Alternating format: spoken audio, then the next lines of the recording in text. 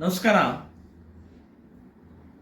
ನಿನ್ನೆ ಪರಮಪೂಜ್ಯರಾದಂಥ ಕನೇರಿ ಮಠದ ಕಾಡಸಿದ್ದೇಶ್ವರ ಸ್ವಾಮೀಜಿಯವರನ್ನು ವಿಜಯಪುರ ಜಿಲ್ಲೆಗೆ 2 ತಿಂಗಳು ನಿರ್ಬಂಧನೆಯನ್ನು ಹೇರಿದ್ದಾರೆ. ಪ್ರವೇಶ ನಿಷೇಧವನ್ನು ಮಾಡಿದ್ದಾರೆ. ಕರ್ನಾಟಕ ಸರ್ಕಾರ, ಕಾಂಗ್ರೆಸ್ ಸರ್ಕಾರ ಅತಿಯಾದಂಥ ವರ್ತನೆಯನ್ನು ಮಾಡ್ತಾ ಇದೆ. ಕನೇರಿ ಮಠದ ಸ್ವಾಮೀಜಿಯವರ ಕಾರ್ಯ ಅಗಾಧವಾದಂಥ, ಆದರ್ಶವಾದಂಥ, ಧರ್ಮಕ್ಕೆ, ಸತ್ಯಕ್ಕೆ, ಜನರಿಗೆ, ರೈತರಿಗೆ ಪೂರಕವಾದಂಥ ಕಾರ್ಯವನ್ನು ಮಾಡ್ತಾ ಇರುವಂಥ ಇವತ್ತು ವ್ಯಕ್ತಿಗೆ ನೀವು ನಿರ್ಬಂಧನೆ ಹೇರ್ತೀರಿ ಅಂತಂದರೆ ನಿಮ್ಮಂಥ ಕಾಂಗ್ರೆಸ್ ಸರ್ಕಾರಕ್ಕೆ ಧಿಕ್ಕಾರ ಹೇಳ್ತಾ ಇದ್ದೀನಿ ನಾವು.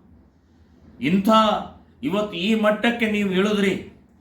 ಒಬ್ಬ ಪರಮ ಪೂಜ್ಯ ಸ್ವಾಮೀಜಿಯವರ ನಿರ್ಬಂಧನೆ ಮಾಡುವಷ್ಟು ಧೈರ್ಯ, ಮಾಡುವಷ್ಟು ಸೊಕ್ಕು, ಮಾಡುವಷ್ಟು ನಿಮ್ಮಲ್ಲಿ ಈ ಅಜ್ಞಾನ ಬಂದಿದ್ದು, ಇದು ಇಡೀ ಜನಮಾನಸವನ್ನು ಮರೆಯಲಾರದ ಅಕ್ಷಮ್ಯ ಅಪರಾಧವನ್ನು ಮಾಡಿದಿರಿ ಅಂತನ್ನುವಂಥದ್ದು ನಾನು ಹೇಳ್ತಾ ಇದ್ದೀನಿ. ಸೊ ಈ ವರ್ತನೆ, ದುರ್ವರ್ತನೆ, ಸೊಕ್ಕಿನ ದುರ್ವರ್ತನೆ, ಅಧಿಕಾರದ ಅಹಂಕಾರದ ವರ್ತನೆ ಇದು.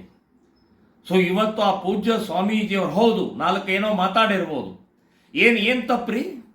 ಇವತ್ತು ಸಮಾಜವನ್ನು ಒಡಿತಾ ಇದ್ರಿ ನೀವು. ಹಿಂದೂಗಳನ್ನು ಒಗ್ಗೂಡಿಸುವಂತಹ ಕೆಲಸವನ್ನು ಮಾಡ್ತಾ ಇರುವಂತಹ ಪರಮ ಪೂಜ್ಯ ಸ್ವಾಮೀಜಿಯವರಿಗೆ ಸಿಟ್ಟು ಬರದೆ ಇನ್ನೇನು ಮಾಡಬೇಕು? ಏನು ನಿಮಗೆ ಹೂವಿನ ಹಾಸಿಗೆ ಹಾಕ್ಬೇಕಾ? ಹೌದು, ಬೈದಿದ್ದಾರೆ. ಏನು ತಪ್ಪು ಮಾಡಿದ್ದಾರೆ? ಯಾರೋ ಏನೋ ಹೇಳ್ತಾರೆ, ಪ್ರತಿಭಟನೆ ಮಾಡ್ತಾರೆ ಅಂತ ತಕ್ಷಣನೇ ಒಬ್ಬ ಪೂಜ್ಯ ಸ್ವಾಮೀಜಿಯವರ ನಿರ್ಬಂಧನೆ ಮಾಡ್ತಾರೆ ನೀವು. ನಾಳೆ ಇದೇ ಅಧಿಕಾರದ ದಾಹದಿಂದ ಇನ್ನೇನೇನೋ ಮಾಡ್ತಾರೆ ಅಂತನ್ನುವಂಥದ್ದು ಇಡೀ ಕರ್ನಾಟಕದಲ್ಲಿ ಎಲ್ಲರಿಗೂ ಒಂಥರ ವಿಚಿತ್ರವಾದಂಥ ರೋಷ ಬರ್ತಾ ಇದೆ, ಸಿಟ್ಟು ಬರ್ತಾ ಇದೆ, ನೋವಾಗಿದೆ. ಸೊ ಇಂಥ ಸಂದರ್ಭದಲ್ಲಿ ಇವತ್ತು ಪರಮ ಪೂಜ್ಯ ಸ್ವಾಮೀಜಿಯವರ ನೀವು ಮಾಡಿದಂಥ ಈ ಅವಮಾನವನ್ನು ವಾಪಸ್ ತಗೊಳ್ಬೇಕು, ಬಹಿರಂಗ ಕ್ಷಮೆ ಕೇಳಬೇಕು.